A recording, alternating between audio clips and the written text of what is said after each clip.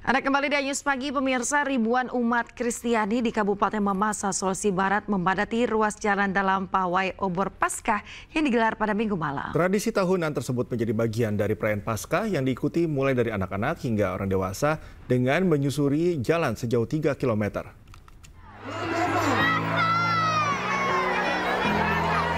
Beginilah kemeriahan pawai obor yang digelar ribuan umat Kristiani di Kabupaten Mamasa, Sulawesi Barat dari berbagai gereja.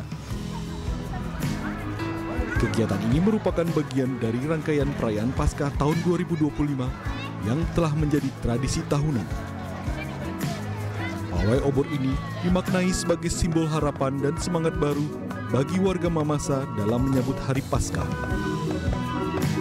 Itu kita akan mengadakan bulan Mamasa-Mamase, dan salah satu kegiatannya ini adalah pelaksanaan karnaval obor. Harapan kita mudah-mudahan tahun depan akan dilaksanakan lagi, tetapi skalanya lebih besar. Seluruh rangkaian kegiatan ini mendapat pengawalan ketat dari aparat keamanan gabungan, baik dari Kepolisian Resort Mamasa maupun TNI. Dari Mamasa, Sulawesi Barat, Friendly Christian, iNews melaporkan. Pemirsa, kebakaran melanda sebuah gereja yang berada di kawasan Pulau Asem, Pulau Gadung, Jakarta Timur pada Minggu siang.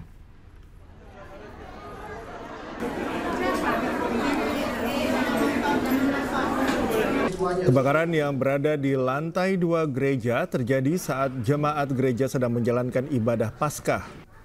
Sejumlah jemaat yang panik sempat berusaha memadamkan api dengan alat seadanya.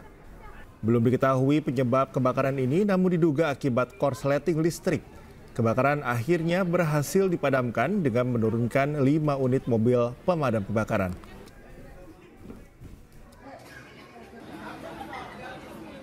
Kejadian kebakaran memang sedang berlangsung, jamaat melaksanakan ibadah. Lagi sebenarnya ya. Itu posisi yang terbakar di lantai 2. Lantai 2. Ukuran 6x6 kurang lebih 36. Pemirsa, perayaan Misa Minggu Paskah sesi keempat yang diselenggarakan di Gereja Katedral berlangsung hikmat. Ya, ratusan jemaat didominasi oleh lansia.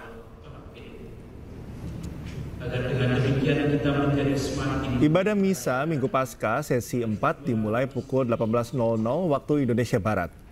Misa dipimpin langsung oleh Romo Makarius Maharsono Probo dan digelar secara online dan offline. Adapun Misa Paskah 2025 bertema kepedulian lebih kepada saudara yang lemah dan miskin, yakni berarti memberikan perhatian khusus kepada mereka yang paling membutuhkan. Misa ini juga merupakan puncak dari rangkaian Tri Hari Suci yang menjadi momen sakral bagi umat Katolik dan Kristen di seluruh dunia.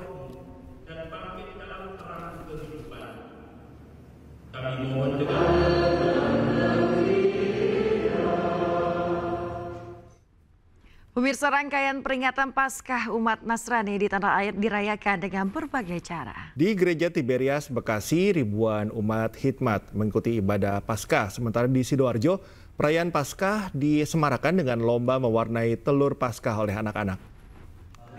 Kematian, Tuhan Yesus mengajar jalan menuju.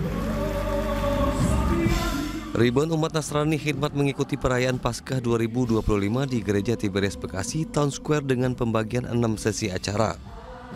Perayaan Paskah kali ini juga turut dihadiri oleh Wali Kota Bekasi Tri Adianto. Momentum Paskah ini untuk kebangkitan bagi seluruh masyarakat Indonesia yang tengah menghadapi tantangan ekonomi. Tentunya Paskah merupakan hari besar kedua umat Nasrani karena selain hari pertamanya itu adalah hari kelahiran, Natal, dan Paskah adalah hari kebangkitan di mana Tuhan Yesus telah bangkit dari kematiannya di atas kayu salib, dan itu membawa makna kebangkitan untuk kita semua, umat-umatnya yang percaya kepadanya, memperoleh berkat yang baru, kehidupan yang baru bersama Yesus.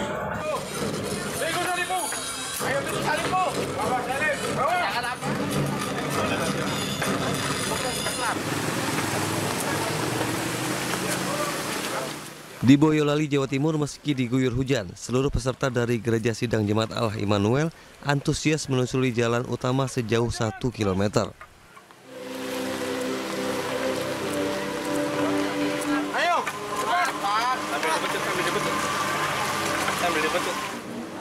Salah satu jemaat memerankan Yesus Kristus berjalan sambil memanggul kayu salib dan mendapatkan sisaan dari tentara. Visualisasi ini untuk menyampaikan kepada umat pengorbanan Yesus dalam menebus dosa setiap orang yang percaya kepadanya. Supaya orang-orang lebih mudah untuk mengerti harapannya, mengerti pengorbanan Tuhan Yesus untuk kami semua orang yang berdosa ini. Dan buat semua orang ada kesempatan bila kita menerima Yesus sebagai Tuhan dan Juru Selamat, hidupnya boleh pengharapan di dalam kerajaan surga.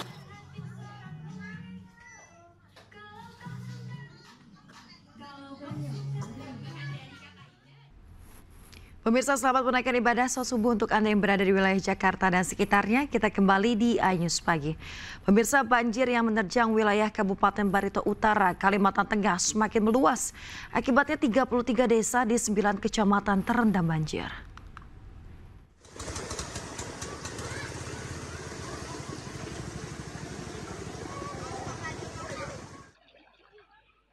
Intensitas hujan yang tinggi di wilayah hulu membuat air Sungai Barito, Sungai Tewei, Sungai Lahe, dan Sungai Montalat di Kabupaten Barito Utara, Kalimantan Tengah meluap.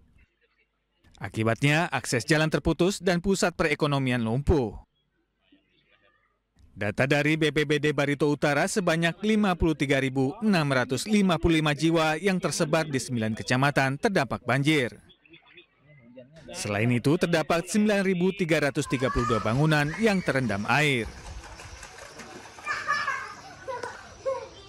KK yang terdampak itu sekitar 17.000. Tapi kita masih mengupdate data terus. Jadi untuk wilayah-wilayah yang terdampak itu di daerah bantaran sungai, karena wilayah Barito Utara ini hampir antara 70-80% wilayah desa dan kelurahan itu berada di bantaran sungai.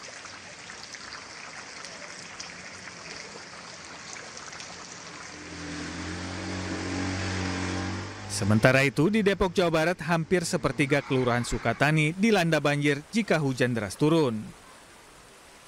Hal ini akibat banyaknya perumahan yang dibangun serta penutupan drainase yang mengganggu aliran air.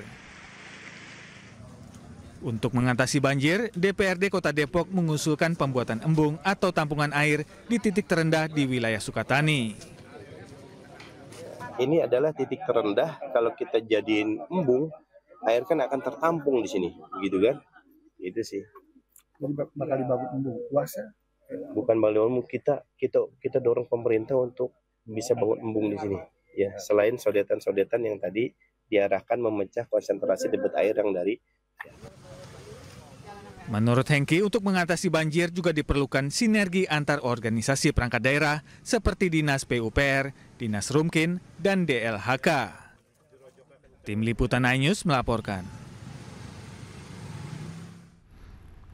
Kita ke informasi selanjutnya, pemirsa. Sejumlah pria menceburkan diri ke sungai saat digerebek polisi di Kota Medan, Sumatera Utara. Para pelaku diduga mengonsumsi narkoba.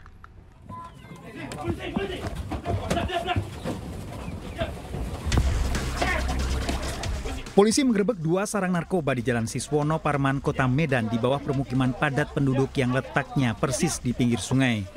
Saat melihat kedatangan polisi, belasan pria yang diduga sebagai pelaku narkoba nekat menceburkan diri ke sungai dan kabur. Sementara lainnya ditangkap polisi dan diamankan barang bukti alat isap serta sisa narkoba yang baru digunakan. Pada saat penggerebekan ini, karena situasi tempatnya memang cukup tersembunyi dan aksesnya cuma satu jalan, jadi pada saat anggota kita masuk ke dalam, beberapa kurang lebih ada sekitar 10 orang melompat ke sungai. Polisi akan melakukan patroli lanjutan untuk mengantisipasi peredaran narkoba di Kota Medan. Dari Kota Medan, Sumatera Utara, Adi Palapa Harahap, iNews melaporkan.